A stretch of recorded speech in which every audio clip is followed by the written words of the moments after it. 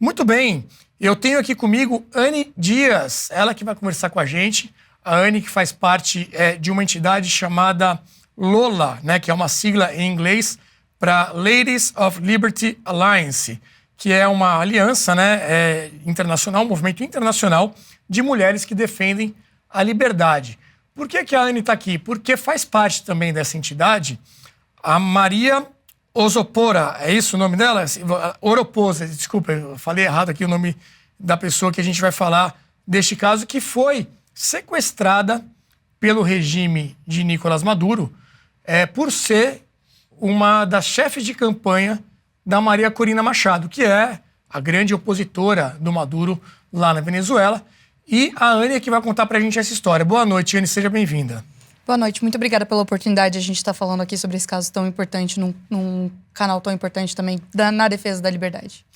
Dá um resumo primeiro da sua ligação, então, com a Maria e o que aconteceu, foi nesses últimos dias, né, que aconteceu esse sequestro, um resumo da situação para quem está chegando agora nesse assunto. Perfeito. Eu faço parte de uma organização chamada LOLA, Ladies of Liberty Alliance. Eu represento o Brasil, aqui através da presidência do Brasil, e a Maria Oropesa é a nossa líder lá na Venezuela, do estado de Portuguesa, que é o estado que ela reside. Inclusive, foi o estado em que ela foi sequestrada.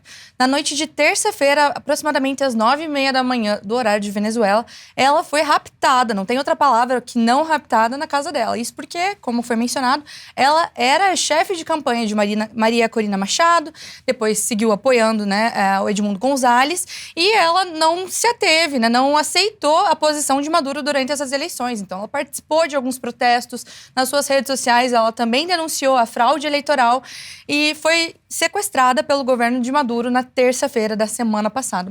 Basicamente, esse é o panorama que a gente vai adentrar. A notícia, a gente tem até no site Antagonista, trouxe essa notícia, vamos colocar aí a manchete do Antagonista. Chefe de campanha da oposição é detida pela polícia secreta da Venezuela.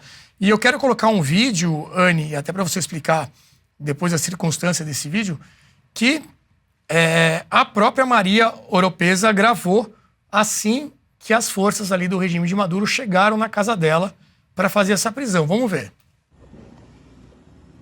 Por favor, estoy dispuesta a colaborar, pero me gustaría que usted me diga si tiene alguna orden de allanamiento.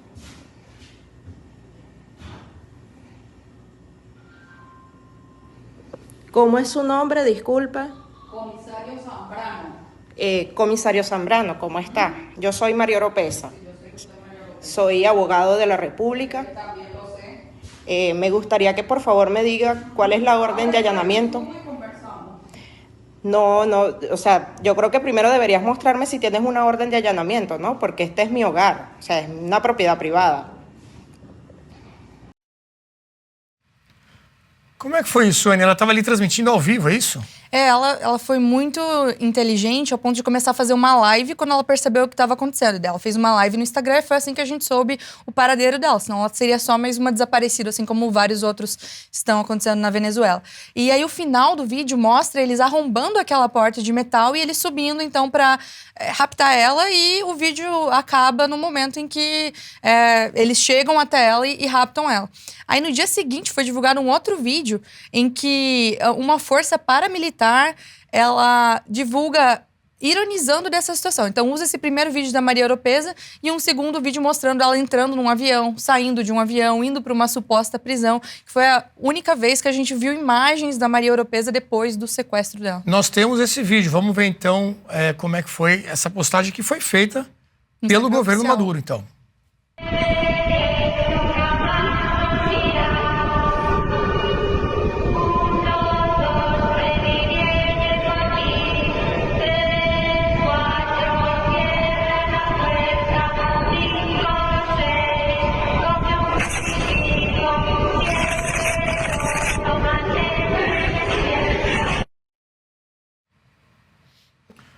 Luiz Felipe, situação na Venezuela, sem palavras, né? Se quiser também aproveitar e fazer alguma pergunta para a Anne, fica à vontade.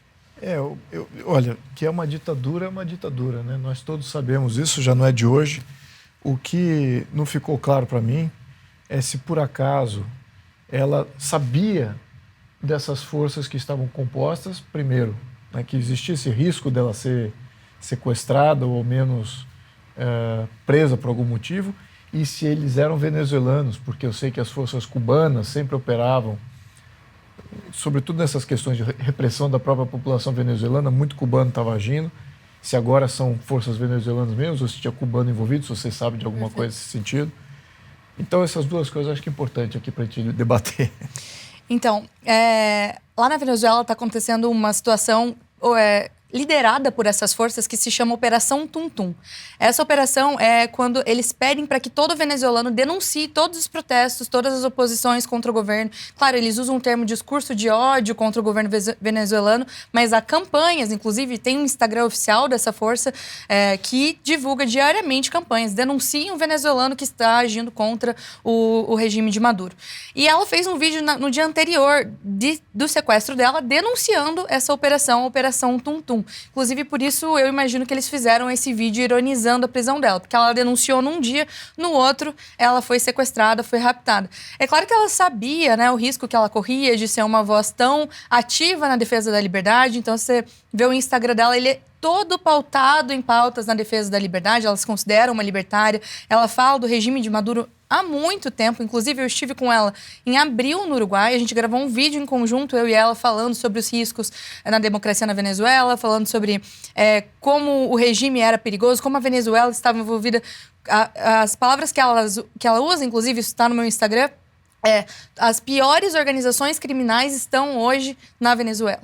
Então, ela sabia, infelizmente, do risco que ela corria, mas ela decidiu continuar lá, ela decidiu lutar pelo seu país, ela decidiu liderar uma campanha política da maior opositora de Maduro, uma das maiores lideranças na defesa da liberdade da América Latina e, infelizmente, teve esse paradeiro que a gente está lutando também para que a gente reverta esse cenário. Sobre a nacionalidade das forças, eles se intitulam nas contas oficiais como um comando bolivariano. Claro que eu não sei necessariamente se tem também parte da milícia cubana, se são compostos por venezuelanos, mas eles se colocam como a armadura protetora de Maduro. É esse o termo que eles utilizam para se denominarem. Lobauer, vários elementos aí de um manual de instruções, né, de ditadura, inclusive fomentando ali a denúncia de vizinhos, de pessoas que são aderentes à ditadura para apontar os outros cidadãos, facilitar o trabalho do regime, né?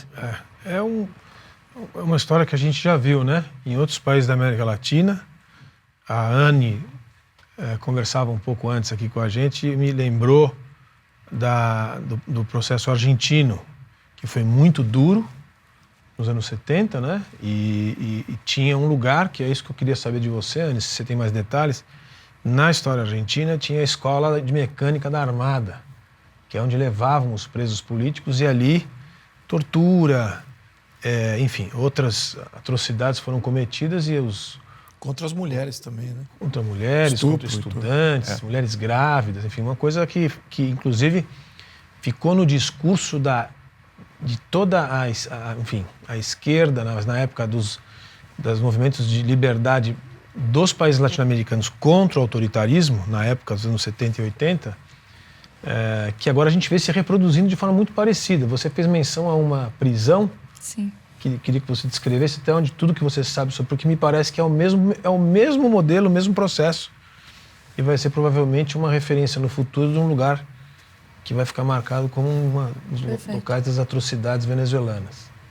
Existe uma prisão na Venezuela que é conhecido como o maior centro de tortura da América Latina, chamado El Helicoide. Na verdade, ele foi criado para ser um shopping e aí o Maduro e o Chávez transformaram num centro de tortura. Quando a Maria Oropesa ela foi sequestrada, a gente ficou um tempo sem saber o paradeiro dela, sem ter notícias de onde ela estava. Inclusive, a mãe dela rodou o estado de Portuguesa atrás dela e no dia seguinte a gente recebeu as imagens dela num avião e aí a gente supôs que ela estava indo sendo transportada para Caracas. Depois, com informações que o advogado contratado na Venezuela obteve, a chance dela estar nesse El Helicoide é muito alta. Assim, não dá para afirmar com toda certeza, porque são informações extraoficiais, não há documentação, não há nada. A mãe dela já foi levar suprimentos para ela num determinado local, não deixam vê-la. Então, é tudo muito incerto. Mas há indícios muito fortes de que ela está no El Helicoide. El Helicoide é uma prisão que fica num morro. Ele tem um formato circular, né, por isso o nome. tem 7 subsolos e é muito conhecido por vários casos de tortura aos opositores. Hoje existem milhares, né? Os números oficiais, acho que ontem mostravam 1.304 prisioneiros políticos na Venezuela. Boa parte deles estão no helicoide e é uma lástima saber que a Maria Oropesa tem muita chance de estar lá. E como mencionado também, há muitas poucas mulheres presas, então a gente também teme que não só a tortura, ela possa estar passando por situações de estupro. É desesperador realmente pensar que ela possa estar vivendo isso, enfim, por defender uma opinião, defender a liberdade, as ideias que ela acreditava. E você tinha contato direto com ela e queria saber também o que a Lola, essa entidade, já tomou alguma providência, o que vocês estão buscando aí para tentar resolver isso? Perfeito. Eu tenho contato com ela, né? Antes do sequestro, eu tinha contato muito próximo com ela. Além de atuar como presidente do Lola Brasil, eu também atuo no Lola Internacional como diretora do programa de núcleos, porque o Lola é uma organização dividida por núcleos locais. Então, assim como a gente tem o núcleo de São Paulo, do Paraná, do Rio de Janeiro, a gente tem alguns núcleos na Venezuela e ela é líder de um desses núcleos de Portuguesa. Eu estive com ela, como eu comentei, em abril, que a gente fez um treinamento para as top lideranças da América Latina. Ela foi selecionada, esteve com a gente no Uruguai, onde a gente discutiu sobre vários assuntos. Também, recentemente, por conta das eleições, eu estava em contato constante com ela para entender como estava indo. Inclusive, até retomei as mensagens de WhatsApp. A última mensagem que eu tive com ela foi um dia antes da eleição. Eu perguntei como estavam as expectativas. Ela me mandou um áudio de 5 minutos para mostrar como ela estava otimista, explicando todo aquele contexto de fiscalização da oposição, que as pessoas estavam organizadas, que finalmente ela achava realmente que a Venezuela teria o fim que a gente sonha tanto para a Venezuela. E o que a gente está atuando? A gente teve várias reuniões, né? Até no início a gente estava com receio do que fazer, agora eles estão com ela. Será que a associação dela com o movimento abertamente libertário, que é o termo utilizado até nos Estados Unidos, liberal, que defende a liberdade, um movimento opositor à ditadura de Maduro, abertamente, e um movimento norte-americano, porque o Lola é uma organização sediada nos Estados Unidos, que nasceu lá, não pode ser prejudicial para Maria Oropesa? Será que a gente faz um barulho ou será que a gente contém? E aí, conversando com as venezuelanas que estavam em situações parecidas, a gente chegou à conclusão que não, que o oposto, que a Maria Oropesa ela sempre defendeu a bandeira de que ela acredita na liberdade, sempre se associou a esse tipo de movimento. O Lola não é a única organização americana que ela faz parte e que, nesse momento, o mais importante era a visibilidade. Então, foi uma coisa que a gente fez muito, foi atrás de visibilidade, de dar entrevistas, de aparecer, de pedir para influencers políticos falarem sobre isso. Então, por isso que é muito importante esse espaço. A gente agradece imensamente. E, em segundo lugar, a gente entrou com um pedido na Corte Interamericana de Direitos Humanos. A gente fez um grupo rápido com 10 advogadas, metade brasileira, metade venezuelana. A gente montou o pedido, protocolou na Corte. Já a gente recebeu uma resposta favorável, reconhecendo a situação da Maria Oropesa e ordenando que o governo da Venezuela tome as medidas cabíveis para garantir a integridade física e a vida da Maria. Temos aí a notícia até trazida pela Revista Oeste. Corte Interamericana dá 15 dias para a Venezuela prestar informações sobre prisão de aliada de Maria Corina. A gente já sabe que esse prazo aí muito provavelmente vai ser ignorado, né? Luiz Felipe pediu palavras de eu passar por... Eu fico curioso com relação a essas organizações de mulheres com relação ao feminismo, né? Não que toda organização de mulher é feminista, mas sempre tem alguma coisa ali que tem uma alusão ou tem um certo intento. Mas eu queria entender, talvez vocês me expliquem melhor, apesar da gente ver uma gama ampla de mulheres nos dois espectros políticos, tanto da esquerda quanto da direita, mas majoritariamente eu vejo essa discussão acontecendo nos Estados Unidos. Uma vez você citou que essa organização é de mulheres criadas nos Estados Unidos, e lá a discussão é que a tendência natural da mulher americana é de ser de esquerda. Ela tem uma propensão a votar democrata, a fazer todas essas assistencialismos, e como fazendo parte da argumentação delas. Claro, não é o que eu estou argumentando aqui. Mas elas dizem, então elas combatem essa visão de que a mulher tem que ser de esquerda, que o feminismo meio que jogou isso. Mas eu quero entender como é que as feministas olham uma situação ditatorial de um governo de esquerda. Se elas falam, puxa, eu tenho parte disso, eu sou partícipe desse problema. Porque eu me lembro lá atrás da movimentação do Chaves, com a movimentação de esquerda, eram todos esses movimentos LGBT, mulheres, indígenas, e agora você está no modelo resultante dessa movimentação, é um movimento fascista, ditatorial, E elas que construíram, essas minorias que construíram. Elas têm... Você acha que as mulheres entendem essa conexão de como é errado defender esse tipo de postura, ou você acha que ainda não chegamos lá, não tem ainda uma postura ideológica muito clara? Perfeito. Para responder essa pergunta, eu vou contar um pouquinho da história do Lola. A gente nasceu em 2009 nos Estados Unidos numa conferência que chama Freedom Fest, que é uma conferência liberal, libertária, em Las Vegas, para pregar esses valores. E as poucas mulheres que estavam presentes lá perceberam que não tinha nenhuma mulher como palestrante, pouquíssimas como participantes, e elas se reuniram e falaram: por que as mulheres não estão aqui? Por que as mulheres não estão sendo tocadas pelos ideais de liberdade? A gente precisa se juntar para trazer mais mulheres nesses espaços. E essa é uma história de muitas das mulheres que entram para o Lola. Eu entrei para o Lola depois de fazer parte de alguns movimentos políticos lá no Paraná, que é o meu estado, e majoritariamente eu era a única mulher participando das reuniões. Esses movimentos que a gente já conhece, partido, enfim, outros movimentos.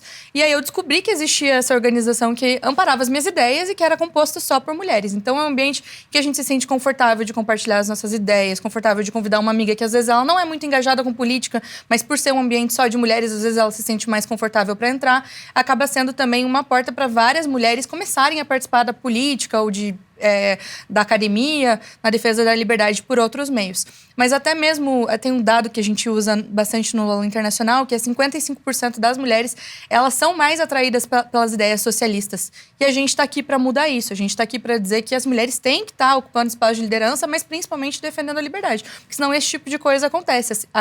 As ideias de esquerda, os grupos de esquerda socialistas sequestram a pauta, passam a vender uma imagem de que é correto, é legal, é cool, se você é mulher, se você é LGBT, se você faz parte de algum grupo social, assim, fazer parte dessas ideias de esquerda, e as pessoas não percebem que essas ideias resultam nisso que a gente está vendo na Venezuela. Por isso é tão importante também incentivar a participação de mais mulheres que defendam a liberdade, se manifestando, falando e se posicionando sobre esses assuntos. Perfeito. Ou então, quando dá errado, eles falam que, na verdade, é de direita, né? Aí virou, não era